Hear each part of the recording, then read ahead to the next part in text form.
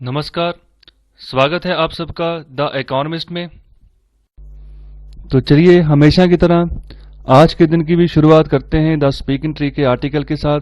बहुत ही ज़बरदस्त आर्टिकल है आज भी। तो यहाँ पर आज बात की गई है द स्ट्रेंथन द सेल्फ। कहने का मतलब कि अपने आप को भी हमें मजबूत करना है। यहाँ पर बड़ी सिंपल सी यहाँ पर बातें यहाँ पर बताई गई हैं, बड़ी इंपॉर्टेंट है हमारी लाइफ के लिए। जब भी बात आती है हेल्थ की कि अच्छी हेल्थ रखनी है, जब भी हम बात करते हैं कि अच्छी हेल्थ की इंपॉर्टेंस क्या होती है, कितनी ज़रूरी है, तो हमेशा हमारा ध्यान चला जाता है हमारी फिजिकल हेल्थ के ऊपर। और हम कोशिश करते हैं, जिम वगैरह जाते हैं कि हमारी जो फिजिकल लुक है, फिजिकल अपीयरेंस है, उसी के ऊपर हम फोकस करते हैं, वो अच्छी दिखनी चाहिए। अगर वो अच्छी दिख रही है तो जो हमारी हेल्थ है वो बहुत बढ़िया है। अगर हम खाना वगैरह टाइम पर खा रहे हैं, अच्छी डाइट ले रहे हैं, बस वही सबसे बढ़िया है। तो यहाँ पर जो एक चीज़ हम मिस कर जाते हैं वो है मेंटल हेल्थ। फिजिकल हेल्थ के ऊपर सभी ध्यान देते हैं, जब भी हेल्थ की बात आती है, लेकिन मेंटल हेल्थ को ना इग्नोर कर जाते हैं। हालांकि ये भी इतनी इंपॉर्टेंट है हमारी लाइफ के लिए जितनी की फिजिकल हेल्थ। मेंटल हेल्थ अच्छी होगी तभी फिजिकली काम अच्छे से हो पाएगा, ये सबसे इंपॉर्टेंट बात है। देखो, जिनकी मेंटल हालत अच्छी नहीं है वो फिजिकली भी अच्छे बिहेव कर ही नहीं पाते, जितनी मर्जी वो कोशिश कर ले। तो फिजिकली भी वो ऐसा बिहेव करते हैं, जो बिहेवियर उनका सामने आता है, अजीब सा बिहेवियर जब भी सामने आता है तो पता चल जाता है कि मेंटल हेल्थ का लेवल क्या है। तो यहाँ पर मेंटल हेल्थ और फिजिकल हेल्थ ये दोनों एक ही सिक्के के दो पहलू हैं। दोनों को हम अलग अलग नहीं कर सकते, दोनों हेल्थ के एस्पेक्ट में ही आते हैं। तो यहाँ पर हम दोनों को जहाँ पर जो है हमें सही करके चलना होगा। तो मेंटल हेल्थ सबसे यहाँ पर अगर इम्पोर्टेंट बात है तो मेंटल हेल्थ के लिए सबसे बड़ी चीज़ है कि हमें अपने आप को खुश रखना होगा। जितने हम मेंटली फ्री होंगे, जितने अपने आप को खुश रखेंगे, जितने अपने आप का जो एनवायरनमेंट है उसको सही रखेंगे, उतना ही अपने अंदर से हम स्ट्रांग होते जाएंगे। तो यहाँ पर जो परमात्मा का नाम होता है ना, वो सबसे इंपॉर्टेंट होता है। जो उनकी जो डोर पकड़ता है वो कभी भी अपने पथ से डगमगाता नहीं है, उसकी मेंटल हेल्थ हमेशा अच्छी होती है, बशर्ते अगर वो सही डायरेक्शन में चल रहा हो। रिलीजियस इंस्टीट्यूशंस में भी अध्यात्म के अगर हम मार्ग की बात करें तो यहाँ पर भी बहुत सारे लोग ऐसे मिल जाते हैं जिनकी मेंटल हेल्थ अच्छी नहीं होती। तो उसका रीज़न यही होता है कि डायरेक्शन अच्छी नहीं मिली है। मतलब कि ऐसे कर्म किए हैं जिसका फल जो है अभी भोगना पड़ रहा है। तो हमें अपनी एक्टिविटीज, अपने एक्शंस के ऊपर भी हमें ध्यान रखना होगा। क्या एक्शन करेंगे, उसका रिजल्ट क्या निकलेगा, इसको पहले ही सोचकर फिर ही एक्शन करना है। तो इतनी समझ अपने अंदर डेवलप करनी होगी। तो ये समझ कैसे डेवलप होगी, जैसे ये स्पीकिंग ट्री के आर्टिकल में यहाँ रोज डिस्कस करता हूँ। तो ऐसे ही डिस्कशन को डेली सुनो। डेली सुनोगे, 6-7 महीने लगातार सुनोगे तो अपने आप ना समझ डेवलप होनी शुरू हो जाएगी, अपने आप सही डायरेक्शन पे चलने शुरू हो जाओगे। तो ये बहुत बड़ा इम्पैक्ट डालते हैं ऐसे जो आर्टिकल्स होते हैं, ऐसी जो थ्योरीज होती हैं। तो इनको ज़रूर सुनना है, इंपॉर्टेंट है, ज़िंदगी का फाउंडेशन स्टोन है। अगर फाउंडेशन सही से डल गई तो उसके ऊपर जो मर्जी बनाओ अच्छे से वो टिका रहेगा, काफ़ी लंबे समय तक वो चलेगा। तो फाउंडेशन हमेशा अच्छी बनानी है, फाउंडेशन खराब नहीं करनी है। आगे बात कर रहे हैं कि जो मानसिक हेल्थ होती है हमारी, मेंटल हेल्थ, ये हमारी बुद्धि और दिमाग दोनों से प्रभावित होती है और हमें काबिल बनाती है तर्कशील सोचने में, तर्क करने में। कि अगर हमारे सामने कोई बात करके जाता है, हम ऐसे सुन नहीं लेते, उसके ऊपर तर्क भी करते हैं, उसको खंगालते भी हैं कि ये बात अगर आपने की है इसका क्या निचोड़ है। तो उसके रिजल्ट तक पहुंचते हैं। तो ऐसी रैशनल थिंकिंग रख के ही ऐसे इंसान आगे जो है रिसर्च फील्ड में आगे फर्दर जो है ग्रो कर सकते हैं। तो ऐसी थिंकिंग जो है अच्छी मेंटल हेल्थ जो है डेवलप करती है। और हमें अपनी विवेक जो बुद्ध होती है, विवेक बुद्ध, उसको यूज करने के लिए समर्थ बनाती है कि अच्छी बुद्ध, विवेक बुद्ध मतलब बहुत सियानी बुद्ध। तो ऐसी बुद्धि तभी डेवलप होगी, ऐसी तर्कशील बुद्धि भी तभी डेवलप होगी जब मेंटल हेल्थ जो है वो अच्छी होगी। तो यहाँ पर हम अपने माइंड को, अपने दिमाग को जो है स्ट्रेंथ कर सकते हैं। कैसे कर सकते हैं, हमें रेगुलर मेंटल एक्सरसाइजेस करनी होगी, रेगुलर बेस पे।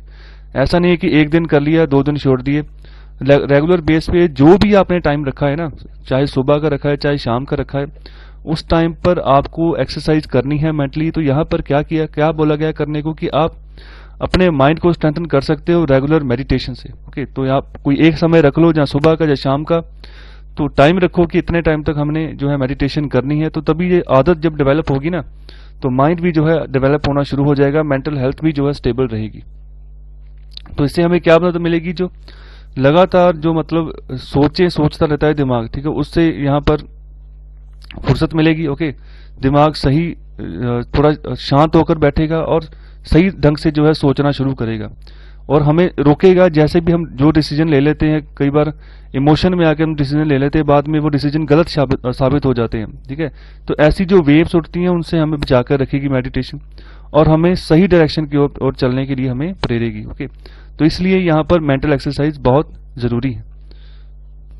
तो हम अपनी बुद्धि को मजबूत बना सकते हैं, स्ट्रांग बना सकते हैं, पढ़ के, किताबें पढ़ के या ऐसे आर्टिकल पढ़ के। ओके, किसी की रिफ्लेक्शन के साथ, मगर किसी को हमें अच्छे से देखा कि अच्छे उसकी मेंटल हेल्थ बहुत बढ़िया है, तो उससे सीख कर और साथ ही साथ चिंतन करके, अपने मन के अंदर चिंतन करके, ना कि चिंता करके। ओके, कभी भी अगर प्रॉब्लम आए, चिंतन करने के ऊपर हमें फोकस करना है, ना कि चिंता करने के ऊपर। ऐसी आदतें डेवलप करनी है, धीरे धीरे डेवलप होती हैं, रुकना नहीं है, आगे बढ़ते रहना है। ओके, तो हमारा जो डिसीजन मेकिंग है वो बहुत बढ़िया हो जाता है। हम जो है लॉजिकली डिसीजन देते हैं, किसी भी मुद्दे के ऊपर अगर डिसीजन हमें देना हो, हमारा जो माइंड है अच्छे से यहाँ पर वर्क करता है। तो हमें यहाँ पर दोनों और अटेंशन देनी होगी, माइंड के ऊपर भी, इंटेलेक्ट के ऊपर भी और बॉडी के ऊपर भी। ओके, बुद्धि के ऊपर भी, दिमाग के ऊपर भी और हमारे शरीर के ऊपर भी, इन तीनों के ऊपर हमें अटेंशन देनी है अगर हमें जिंदगी में एक होलिस्टिक हेल्थ जो है ना वो अचीव करनी है। तो यहाँ पर रेगुलर एक्सरसाइज बहुत जरूरी है, इसको रोज करना है, बार बार करना है और मतलब छोड़ना नहीं है। तब तक नहीं छोड़ना है जब तक अपना गोल जो है अचीव ना कर लो। तो आज 3 नवंबर है और यूएस में आज प्रेसिडेंसी के इलेक्शन होने जा रहे हैं। अमेरिकन्स आज अपना 46th प्रेसिडेंट जो है उसको चुनने जा रहे हैं। तो इसका इम्पैक्ट सिर्फ अमेरिका के ऊपर ही नहीं होगा, पूरे वर्ल्ड के ऊपर होगा। ओके, जैसे भी अमेरिका सोचता है, चलता है, जैसे भी डिसीजंस लेते हैं, तो उसका impact rest of the world हमेशा रहता है। ओके, तो इस बार भी इसमें कोई चेंज नहीं देखने को मिलेगा। तो यहाँ पर जो मुल्क यहाँ पर अमेरिका के टाई अप में है, ओके, जो अमेरिका के साथ जिनके रिलेशंस अच्छे हैं, फॉर एग्जांपल जैसे सिक्योरिटी पॉइंट ऑफ व्यू से देखें तो Japan, south Korea, Australia, Taiwan, okay, इन सब का जो है यहाँ पर सिक्योरिटी का ध्यान रखता है अमेरिका। ओके, तो यहाँ पर जो पैसिफिक ओशियन है वहाँ पर अलग से एक कमांड लगाई हुई है। ओके, पैसिफिक कमांड है यूएस नेवी की, तो वहाँ पर अच्छे से कोशिश करती है, पूरा ध्यान रखती है कि चाइना का कोई भी इन्फ्लुएंस जो है ना जापान, साउथ कोरिया, ऑस्ट्रेलिया, इन जैसे मुल्कों को यहाँ पर तंग ना करे। ओके, तो इसके लिए वहाँ पर नेवी जो है अमेरिका ने अपनी लगाई हुई है पैसिफिक ओशियन में। तो यहाँ पर इनके ऊपर भी क्या इम्पैक्ट होगा अगर चेंज होता है, या फिर कोई भी अगर 46th प्रेसिडेंट के तौर पर चुनकर आते हैं, चाहे ट्रंप आते हैं, चाहे जो बिडेन आते हैं। तो इसके अलावा जो और भी वेस्ट एशिया में यूएस के अलाइस हैं, ओके, वेस्टर्न यूरोप में जो अलाइस हैं, तो उनके ऊपर कोई ना कोई इम्पैक्ट हमेशा जरूर रहता ही रहता है। इसके अलावा अमेरिका की बात करें तो वर्ल्ड लार्जेस्ट इकोनॉमी है, $20 ट्रिलियन की इकोनॉमी है। ओके, तो चाइना की बात करें तो वो $13 ट्रिलियन की है। तो अगर हमारी बात करें तो हम अभी $3 ट्रिलियन के पास भी अभी नहीं पहुंचे हैं। तो देखो हम कितनी पीछे हैं। ओके, तो इकोनॉमी, इसका कहने का मतलब होता है कि जैसे मैं यहाँ पर $20 ट्रिलियन बोल रहा हूँ, ओके, तो $20 ट्रिलियन का जो है वैल्यू का व्यापार पूरे जो है अमेरिका में चल रहा है। तो देखो कितने आगे हैं वो, कितनी ज्यादा वहां पर जो है बिजनेस होता है, कितना ज्यादा डेवलपमेंट है, ये सब चीजें मैटर करती हैं। तो ये एक होलिस्टिक अप्रोच लेकर चला है यूएस, जब से यहाँ पर डेमोक्रेसी हुई है, जब से अमेरिका आजाद हुआ है, तो तब से वहां पर एक ही फंडा रहा है कि हमें अपनी इकोनॉमी को कैपिटलिस्टिक इकोनॉमी बनाना है। कहने का मतलब है जिसके पास पैसा है वो पैसा मार्केट में लगाओ, व्यापार करो, सरकार उसमें कुछ इंटरफेयर नहीं करेगी। तो सरकार वहां पर टैक्स लेती है, ओके, अच्छा खासा टैक्स लेती है, लेकिन इंटरफेरेंस कम होती है। तो जिसकी वजह से वहां पर व्यापार अच्छे से फूलता रहा और धीरे धीरे अमेरिका जो है $20 ट्रिलियन की इकोनॉमी बन गया।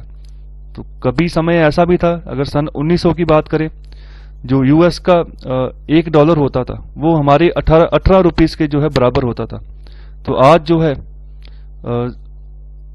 जो हमारा ₹1 था वो यूएस के $18 के बराबर होता था, और आज इसका उल्ट हो गया है, उल्ट के भी आगे हो गया है। $1 में जो है 70 से ऊपर रुपीस चले गए। तो देखो टाइम के हिसाब से यूएस कितनी आगे निकला है। ओके, तो यहाँ पर अगर करेंसी की बात करें तो मोस्टली इंटरनेशनली जितने भी ट्रेड होते हैं तो वहां पर जो सबसे ट्रस्टेबल करेंसी है वो यूएस डॉलर ही है। जो भी क्रॉस बॉर्डर पेमेंट्स होती हैं बैलेंस ऑफ पेमेंट्स के रूप में, जहाँ फॉरेन एक्सचेंज मार्केट में जो कोई पेमेंट होती है या फिर कोई फॉरेन एक्सचेंज में कोई भी कंट्री कोई करेंसी रखती है, तो सबसे भरोसेमंद करेंसी जो है यूएस डॉलर को माना जाता है, तो उसी को रखती है फॉरेन एक्सचेंज में भी। ओके, तो यहाँ पर बहुत ही इंपॉर्टेंट है, जो भी यहाँ पर इलेक्शन के तौर पर जो भी नए प्रेसिडेंट आएंगे उनका जो है इम्पैक्ट पूरे वर्ल्ड के ऊपर रहेगा। तो अगर बात करें इंडिया यूएस रिलेशनशिप की, तो यहाँ पर अभी हमारी काफ़ी समय से जो है रिलेशनशिप अच्छी है, स्टेबल है। किसी ज़माने में बहुत ख़राब भी थी। ओके, जब बांग्लादेश की वॉर हुई थी, ओके, उस समय, उससे पहले भी जब पाकिस्तान बना था, हमारे अच्छे रिलेशन यूएस के साथ नहीं थे। ओके, ये सन 2000 के बाद ही जो है थोड़े से रिलेशन अच्छे डेवलप होने शुरू हुए हैं। तो यहाँ पर एक मार्जिनल इम्पैक्ट होगा। ओके, कोई भी अगर चुनकर आता है, इतना कोई ज़्यादा फर्क पड़ने वाला नहीं है हमारे बायलैटरल रिलेशनशिप पे। ओके, क्योंकि अभी सही रिलेशनशिप चल रही है हमारी। और अगर बात करें ट्रंप एडमिनिस्ट्रेशन की, तो यहाँ पर लग रहा है अभी इन्होंने 4 साल काम किया है अमेरिका में, तो अगले वाला जो नया टर्म आएगा उसमें भी उनके आने की संभावना है। ट्रंप प्रेसिडेंट्स की यहाँ पर बात कर रहे हैं। तो यहाँ पर जो पिछले 4 साल गुजरे हैं, ओके, उसमें चाइना की पावर है, ओके, वो काफ़ी उभर कर सामने आई है। जहाँ जहाँ पर भी अमेरिका पीछे हटता गया, ओके, चाइना ने उसको एज ए अपॉर्चुनिटी अपनाया और अपना जो है इन्फ्लुएंस बनाना शुरू कर दिया। हालांकि जो राष्ट्रपति ट्रंप थे, तो इनके 4 सालों का जो टर्म रहा है तो उसमें काफ़ी बयानबाजी इन्होंने चाइना के खिलाफ की है, लेकिन फिर भी इनकी जो अमेरिका फर्स्ट की जो यहाँ पर पॉलिसी थी कि जो भी होगा मैं अमरीकियों को पहले रखूंगा, बाकी बाद में। ओके, चाहे कोई पेरिस क्लाइमेट चेंज एग्रीमेंट है, चाहे वहां पर कोई पैसे देने हैं, जहां जहां पर भी यूएस गवर्नमेंट के पैसे लग रहे हैं ना, जैसे अफगानिस्तान में फौजें उतारी थी, वहां पर भी यूएस गवर्नमेंट खर्चा कर रही थी। इसके अलावा जो वर्ल्ड हेल्थ ऑर्गेनाइजेशन है उसमें भी अच्छा खासा खर्चा यूएस करता था। तो यहाँ पर उन्होंने बोला कि सबसे पहले मैं अमेरिका फर्स्ट, अमेरिकन के ऊपर मैं ध्यान दूंगा। जैसे बहुत सारे इंडियंस जो है H1B वीजा के तहत यूएस में काम कर रहे हैं एज ए वर्कर, तो उनके ऊपर भी एक तलवार लटकी हुई है। कभी भी उनको यहाँ पर से जो है उनको छुट्टी कर देंगे, बोल देंगे आप वापस चले जाओ। तो इसी के चलते, अमेरिका फर्स्ट के चलते चाइना को स्पेस मिल गया कि अपनी पावर को एक्सपैंड करे, ग्लोबल अफेयर्स में अलग अलग कंट्रीज के साथ अपने अच्छे रिलेशन डेवलप करे। जो काम यूएस करता था, मतलब फंडिंग करता था, पैसे देता था अलग अलग मुल्कों को, तो अभी वो काम जो है चाइना ने करना शुरू कर दिया। तो यहाँ पर जैसे इथोपिया जैसा देश है, तो वहाँ पर भी चाइना के बहुत सारे प्रोजेक्ट्स चल रहे हैं। और जो WHO के प्रेसिडेंट हैं, चेयरमैन है, वो भी इथोपिया से ही निकल कर आते हैं। तो बहुत सारा ब्लेम इनके ऊपर ये भी लगा था कि अगर टाइम पे वर्ल्ड हेल्थ ऑर्गेनाइजेशन बता देती सभी मुल्कों को कि ऐसे ही कोविड-19 जैसी बीमारी फैल रही है, तो सरकारें जो एक्शन लेती, इंटरनेशनल फ्लाइट्स रद्द करती। लेकिन चाइना की डर की वजह से इन्होंने ऐसा नहीं किया। तो ऐसा ब्लेम लगता रहा है जो WHO को चेयरमैन है अभी के, उनके ऊपर। तो वो इथोपिया से निकल कर आते हैं।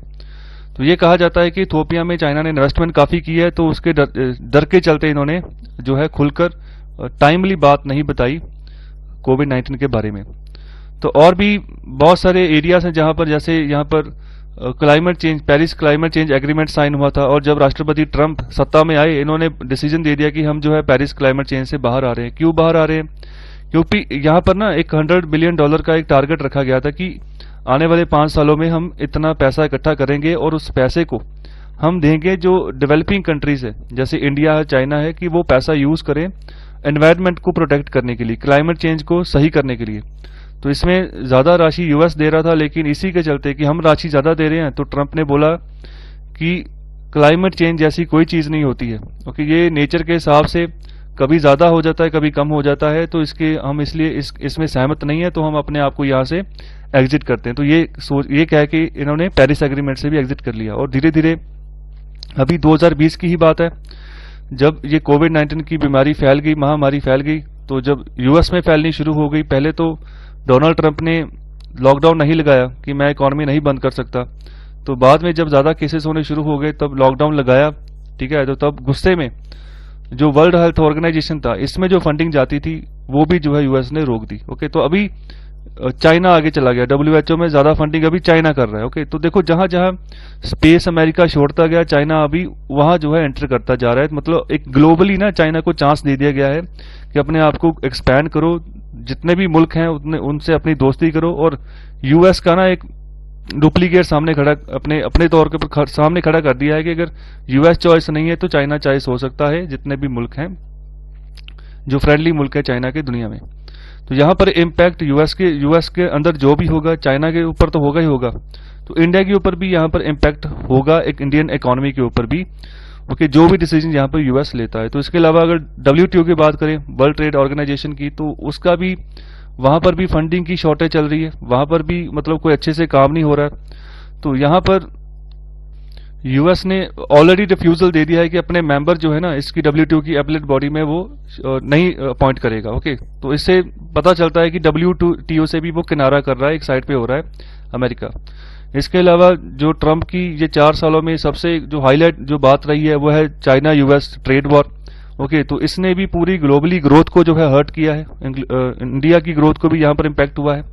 सो क्लाइमेट चेंज जो है, ओके, और जो फाइट अगेंस्ट टेरर है, तो ये 2 इश्यूज थे जो यूएस की पॉलिसी इम्पैक्ट करती थी। ओके, तो यहाँ पर जो टेरर इशू की बात आ गई, जो अफगानिस्तान में फौजें उतारी हुई थी पिछले काफी लंबे समय से यूएस ने, तो वहां पर भी एक पीस एग्रीमेंट साइन कर लिया है अमेरिका ने जो तालिबानी लीडर्स हैं उनके साथ, कि अभी जो अफगानिस्तान से जो है यूएस अपने सोल्जर्स निकाल लेगा। तो अभी तालिबान को यहाँ पर खुला मौका मिल गया है, ओके, कि अफगानिस्तान में दोबारा से अपने आप को एक्सपैंड करे, ओके, तो उनकी सत्ता को जो है दोबारा से डिस्टेबलाइज करे। तो बड़ी मुश्किल से अफगानिस्तान में सरकारें चुनी जाती हैं, इलेक्शन होते हैं इस टेरर के बीच में। कई बार तो अफगानिस्तान के राष्ट्रपति भाषण दे रहे हो रहे होते हैं, वो गली में जो है धमाका हो रहा होता है बम का। तो ऐसी सिचुएशन है अमेरिका में, तो फिर भी यहाँ से मतलब पलायन कर लिया, यहाँ पर एग्रीमेंट साइन कर लिया कि हम फौजें अपनी वापस ले रहे हैं। तो यहाँ पर यूएस की अगर बात करें तो ये वर्ल्ड की सबसे पुरानी डेमोक्रेसी है और इन्फ्लुएंशियल डेमोक्रेसी भी है। तो इसको ये जो भी काम करता है ना, तो उसका एक इम्पैक्ट जो है सभी मुल्कों के ऊपर, सभी वर्ल्ड के ऊपर जो है होता ही होता है। तो यहाँ पर आने वाले समय में पता लगेगा कि कौन आज इलेक्शन में किनको जीत मिलती है, और उसी हिसाब से जो है फ्यूचर की जो पॉलिसी है वो डिसाइड करेंगे अलग अलग नेशन, जिससे जो इम्पैक्ट करेगा यूएस। ओके, तो यहाँ पर बहुत ही इंपॉर्टेंट है, इंडियन इकोनॉमी के हिसाब से भी हमें अच्छे रिलेशन रखने हैं अमेरिका के साथ, तभी हमारी जो ग्रोथ है वो अच्छे से आगे डेवलप होगी। अगर अमेरिका के साथ हम अच्छे से रिलेशन बना के चलते हैं, और भी बहुत सारे प्रोजेक्ट्स अगर इंडिया में इन्वेस्ट हम करवाते हैं अमेरिका से, तो यहाँ पर हम बात करने जा रहे हैं राइट्स इशू के बारे में। तो क्या होता है राइट्स इशू? तो सेबी जो है इसको टैकल करके चलता है। तो SEBI security and exchange board of India, जो कि कैपिटल मार्केट को रेगुलेट करता है, फंड्स को रेगुलेट करता है, देखता है कि कैपिटल मार्केट में क्या सिचुएशन है फंडिंग की, ओके, कैसे जो मनी है, ओके, वो कैसे सर्कुलेट कर रही है, क्या इम्पैक्ट पड़ रहा है अलग अलग कंपनीज के ऊपर। तो इन सब चीजों का जो है ध्यान रखता है सेबी। तो मुझे ये आप कमेंट बॉक्स में बताइए कि सेबी का जो है हेडक्वार्टर कहाँ पर है। तो अभी के लिए जो न्यूज आ रही है, यहाँ पर जो कुछ नॉर्म्स हैं उनको चेंज किया गया है सेबी के द्वारा। तो जो नॉर्म्स चेंज किए गए हैं वो है राइट्स इशू के। ओके, तो राइट्स इशू को समझने के लिए मैं सिंपल एक एग्जांपल ले रहा हूँ। यहाँ पर देखिए, जैसे कोई भी पॉलिटिकल पार्टी है, अगर वो कोई इलेक्शन में रैली कंडक्ट करती है, सपोज अगर बिहार में अभी इलेक्शन हो रहे हैं, तो वहां पर बहुत सारी पॉलिटिकल पार्टीज इलेक्शन में पार्टिसिपेट कर रही हैं और रैलीज कर रही हैं, कैंपेन कर रही हैं, और उनका इन रैलीज करने का, कैंपेन करने का मेन मोटिव यही है कि वो अपनी पॉलिटिकल स्ट्रेंथ जो है ना वो वोटर्स को दिखाएं। तो यहाँ पर अगर फॉर एग्जांपल कोई तेजस्वी यादव अगर कोई वहां पर रैली कर रहे हैं, तो अगर जनता बहुत उमड़ के आ रही है, तो उससे एक सिग्नल जाता है दूसरी पार्टी को कि देखो हमारे पास अभी कितनी पावर जो है हो चुकी है। ओके, अगर बहुत सारी पॉलिटिकल पार्टीज आपस में मिलकर इलेक्शन लड़ती हैं, तो वो भी उनका एक सिग्नल होता है दूसरी पॉलिटिकल पार्टीज को, वोटर्स को, कि हमारे पास कितनी पॉलिटिकल स्ट्रेंथ है और हम आगे जाकर जो है सरकार बना सकते हैं और बनाएंगे। ओके, तो बिल्कुल इसी के ही सिमिलर होता है राइट्स इशू। तो यहां पर हम बात करते हैं कंपनीज की। ओके, फॉर एग्जाम्पल मैं यहाँ पर रिलायंस की एग्जाम्पल ले लेता हूं। तो रिलायंस अगर अपनी पावर शो करना चाहता है कि मेरे पास बहुत पैसा है, तो वो जो पैसे की स्ट्रेंथ उसके पास आती है वो आती है थ्रू राइट्स इशू। तो इसमें क्या होता है, जैसे इन्वेस्टर्स होते हैं, जो शेयर होल्डर्स होते हैं, तो वो कौन होता है? आम पब्लिक। ओके, तो उसके जरिए क्या होता है, इस राइट्स इशू के जरिए रिलायंस इंडस्ट्री जो है पैसा जुटाती है। ओके, अरबों में, करोड़ों में, खरबों में पैसा जुटाती है हम आम लोगों की जेब से ही। ओके, तो यहाँ पर कुछ नॉर्म्स होते हैं, ओके, इसकी यहाँ पर कुछ कंडीशंस होती हैं। जब पैसा जुटाया जाता है शेयर होल्डर से, उनको मतलब आने वाले समय में जहाँ दुगना पैसा मिलेगा, जहाँ फिर जो बैंकों में ब्याज मिलता है उससे अच्छे इंटरेस्ट पे जो है उनको वापस इंटरेस्ट मिलेगा। तो इस हिसाब से शेयर होल्डर जो है इन्वेस्ट करते हैं थ्रू राइट्स इशू। तो यहाँ पर जो चेंज किया गया है सेबी के द्वारा, उन्होंने क्या किया है, अभी जो मिनिमम सब्सक्रिप्शन की रिक्वायरमेंट होती है ना राइट्स इशू में, उसको अभी उन्होंने खत्म कर दिया है, चेंज कर दिया है। तो पहले यहाँ पर मिनिमम जो है 90% तक यहाँ पर सब्सक्रिप्शन होता था, अभी ये एप्लीकेबल नहीं है। अभी लॉन्ग स्टैंडिंग इशू के अकॉर्डिंग अगर हमने देखना है तो कितनी भी अभी यहाँ पर सब्सक्रिप्शन, कितने भी जो शेयर होल्डर्स हैं यहाँ पर आके पार्टिसिपेट जो है कर सकते हैं। तो यहाँ पर जो प्रमोटर ग्रुप है उनको हेल्प हो जाएगी। तो यहाँ पर प्रमोटर ग्रुप कौन है, जो रिलायंस है, ओके, वो प्रमोट कर रहा है अपनी कंपनी को। जो भी बड़ी बड़ी कंपनीज के नाम होते हैं उनको हमेशा हम प्रमोटर्स बोलते हैं, ओके, जहाँ प्रमोटर ग्रुप बोलते हैं, क्योंकि पैसा तो जनता का है ना, जिसको ये सिर्फ और सिर्फ प्रमोशन के थ्रू अगर एडवर्टाइज करके अपने प्रोडक्ट को लॉन्च करके जो है उसी पैसे को सर्कुलेट कर रहे हैं, उनसे प्रॉफिट कमा के आगे दोबारा इन्वेस्टर को वहां पर उनको सहूलत प्रोवाइड कर रहे हैं। तो एक तरह से अभी एक मौका मिल गया है प्रमोटर्स ग्रुप को कि अपने के लिए जो पैसा है वो जुटाएं, ओके, और जो भी जरूरत है उस वहां पर जो है पैसा उसको लगाएं। तो अभी रिलायंस भी कोशिश कर रही है कि जो उसका डेट है वो कम हो। तो अभी रिसेंटली फेसबुक के साथ भी जियो की डील हुई है, ओके, जो कि उससे जो पैसा आएगा तो रिलायंस उससे अपना जो डेट है वो कम कर सके।